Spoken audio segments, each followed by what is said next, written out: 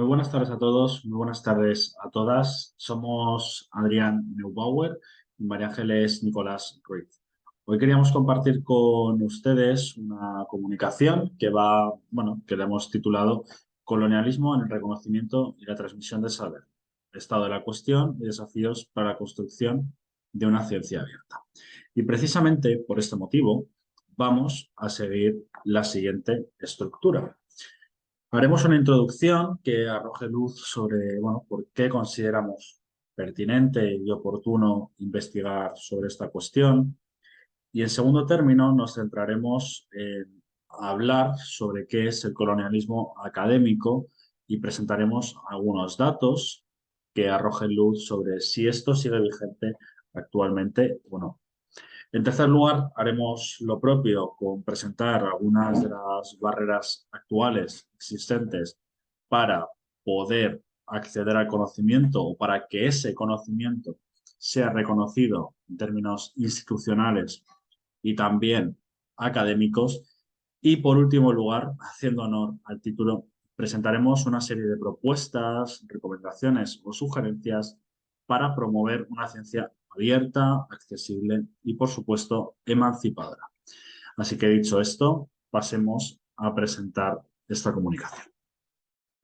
Bueno, pues realmente desde la década de los años 60 surge esta concepción o esa propuesta de la aldea global, que habla de ella McLuhan, y realmente a raíz de entonces la conexión entre los pueblos es cada vez mayor, cada vez somos más interdependientes.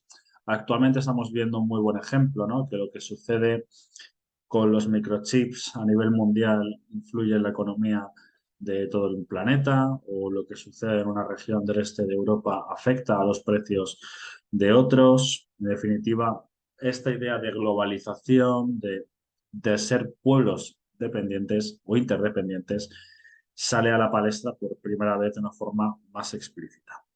Además, esto, claro, pone de manifiesto que también ha habido un mayor auge de las tecnologías de la información y de la comunicación, y esto hace que todos estos problemas políticos, económicos, culturales, que ya hemos mencionado de forma superficial, digamos, contagien, se trasladen a todas las partes del mundo.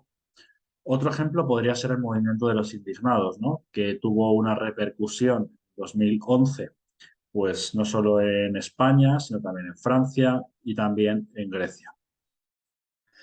¿Qué sucede? Que todos estos desafíos que podríamos pensar a priori que son locales o nacionales, realmente se convierten en desafíos globales. Para ello debemos abordarlos desde una perspectiva compartida a nivel mundial, pero para ello es imprescindible que nos comunicamos, que sepamos utilizar una lengua común, compartida y que sea comprensible por las partes, ¿no?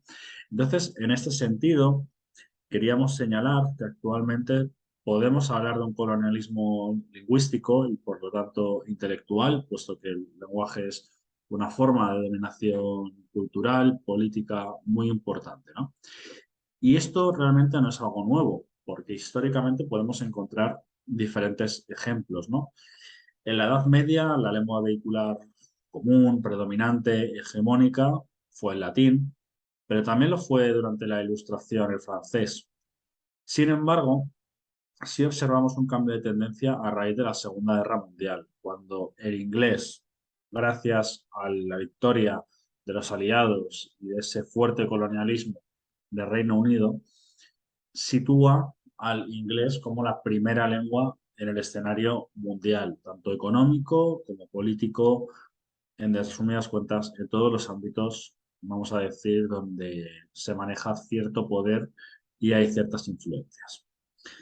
A raíz de entonces, podemos decir que el inglés se ha situado como esa primera, se ha situado al frente de ese colonialismo lingüístico e intelectual.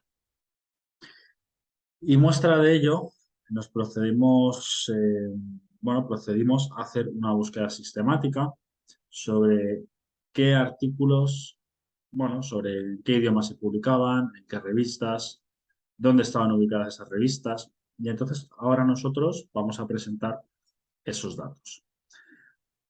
Realizamos la búsqueda sistemática en la base de datos Web of Science y, y además nos quisimos centrar en un colectivo muy vulnerable, que son aquellas personas que se centran, que son migrantes, ¿no? Y para ello queríamos abordar sobre qué artículos que hablan sobre migraciones forzadas se han publicado en los últimos años. Nos salieron un total de 1.617 y bueno, podemos ver que principalmente el área de conocimiento donde se sitúan pues es la demografía, la política y la sociología. Pero aquí ya tenemos un primer dato interesante y es que únicamente el 33% de esos artículos está en Open Access, es decir, se puede ver gratuitamente sin coste alguno. Entonces aquí ya vemos que únicamente un tercio de todo lo que se publica sobre esta temática está disponible para el público general. Además, apenas 331 de estos artículos tuvieron financiación, lo cual quizás podría variar en función de la temática. Así que podríamos suponer que esta temática no cuenta con un respaldo muy importante, tanto política como económicamente. Fijaros que este gráfico es muy ilustrativo y se observa cómo el 92% de estos artículos han sido publicados en inglés, mientras que tan solo el 3% han sido publicados en español y otras lenguas como el ruso, el alemán, el portugués o el turco, ¿no? Este gráfico es realmente llamativo, puesto que pone de manifiesto que si quieres publicar en revistas de alto impacto en la universidad, necesitas tener un dominio del inglés, lo cual, como veremos, puede suponer una gran barrera para todos esos investigadores que no son anglosajones lingüísticamente y, por supuesto, para todas las personas migrantes. Pero además, por si fuera poco, la mayoría de estas revistas o de estos artículos han sido publicados en revistas estadounidenses e inglesas. Fijaros que son más de 600, mientras que el resto, ¿no? Como por ejemplo países como Alemania, Australia, que por cierto fue colonia inglesa, y Canadá, pues bueno, en ellas se han publicado total de 100 artículos, ¿no? Y en contraposición vemos como países más, bueno, menos occidentalizados o con más en vías de desarrollo, tienen una menor presencia en esta base de datos tan reconocida mundialmente, tan potente académicamente como puede ser Web of Science, ¿no? De aquí pues encontraríamos a países como Sudáfrica, Kenia, la India o el Líbano. Fijaros que algunas de las barreras que se pueden encontrar en algunas de las poblaciones de las personas migrantes o desplazadas, pues en primer lugar, la primera de ellas es la más evidente, y es que estas personas habitualmente tienen una trayectoria académica poco estable, es decir, porque han tenido que hacer migraciones, porque han tenido que afrontar situaciones complicadas, y esto supone muchas veces una ruptura, un stop en su trayectoria académica. Pero además, cuando llegan al país de acogida, en muchas ocasiones no se reconocen los títulos que tenían en sus países de origen. Por lo tanto, se ven sumidos en una nueva barrera más burocrática, más legal, que les impide el acceso, pues, por ejemplo, a la educación superior. Por otra parte, evidentemente, el idioma es la barrera, digamos, más evidente, ¿no? Porque realmente, bueno, pues para estudiar una carrera en España te piden un nivel acreditativo de castellano y esto habitualmente requiere que lo acredites a través de un título oficial que además debe o suele implicar un coste económico para las personas, ¿no? En ocasiones, para el tema de acreditar el inglés, estos pueden tener un coste de 250 euros, lo cual puede suponer un sobreesfuerzo para esta población en particular, dado que sus condiciones habitualmente suelen ser más vulnerables.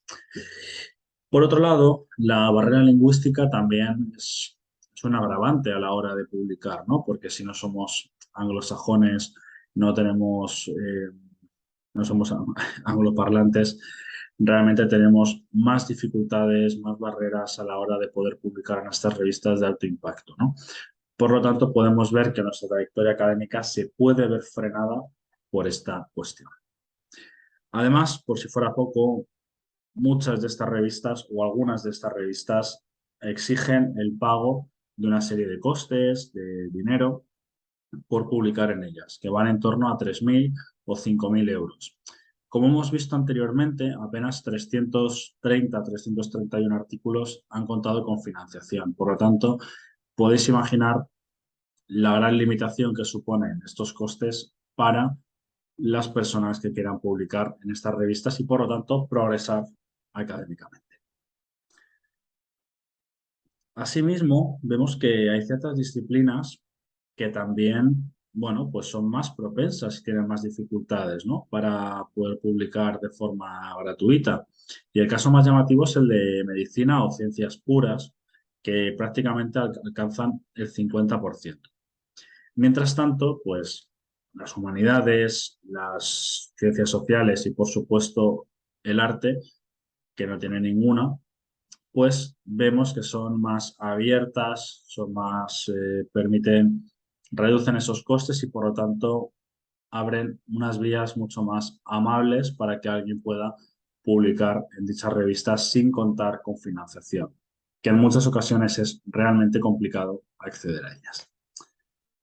Por lo tanto, debemos poner de manifiesto que vemos que la lógica de mercado pues, ha entrado en la universidad, ¿no? Y esto realmente lo único que está haciendo es aumentar la brecha entre investigadores migrantes e investigadores nativos, ¿no?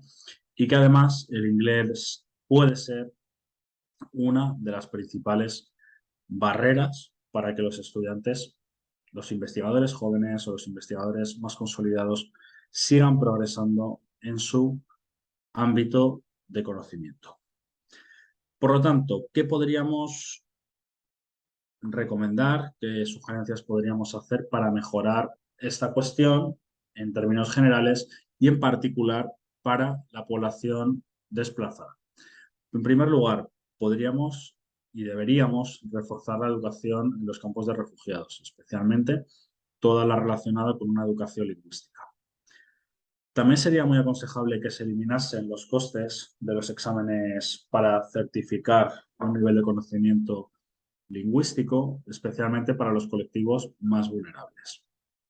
Asimismo, el sistema de publicación, de reconocimiento universitario, que en muchas ocasiones es perverso, podríamos decir que habría que promover, habría que premiar aquellas publicaciones que son gratuitas, que son en open access y que contribuyen a difundir el espíritu intrínseco de una ciencia, que debe ser transferir el conocimiento a toda la población. Y por último, podríamos pensar lo que entendemos por una revista de calidad, ¿no? Esto es un debate intenso, es un debate arduo y, y desde luego creo que es necesario repensarlo. Porque actualmente, como hemos observado en la gráfica anterior, lo que estamos haciendo es, entre otras cuestiones, aumentar esa brecha entre revistas de calidad occidentales del norte, del hemisferio norte, y bueno, poner en duda la calidad de otras revistas en países con quizá menos oportunidades económicas, académicas, que principalmente están en el sur en el hemisferio sur. Con todo ello, pues confiamos en que os haya sido de interés esta intervención y como siempre tenéis ahí nuestros datos de contacto y será un placer responder vuestras dudas y nada, lo dicho, encantado de saludaros, muchísimas gracias por vuestra atención y si tenéis cualquier comentario, duda o sugerencia, por favor, será un placer responderla. Muchísimas gracias y buen día.